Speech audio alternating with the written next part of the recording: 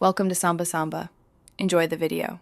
You start by inventorying every asset, devices, users, apps, and assign a simple risk score so you know what to protect first. Then you enable multi-factor authentication for admins and high-risk identities. This reduces credential theft immediately. Simultaneously, segment your network into microsegments and apply least privilege policies so lateral movement is blocked. Once done, prioritize high-risk assets for conditional access. Make sure to log everything from day one to feed your continuous policy decisions. Now you build the core controls that enforce zero trust in real time. Start continuous authentication that adjusts access based on context, device posture, geolocation, time, so trust is never static.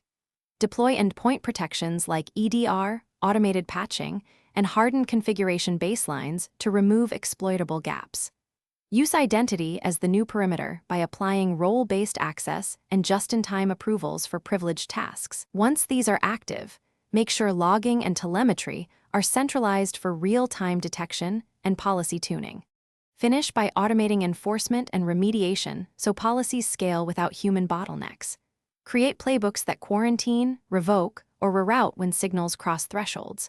Then validate with chaos tests and red team exercises to expose hidden failures. You want safe failure before production breaks. Monitor metrics like access denials, mean time to remediate, and patch compliance to know progress. If something goes wrong, roll back the last policy change and replay logs to isolate cause. That single troubleshooting step often. Thanks for watching.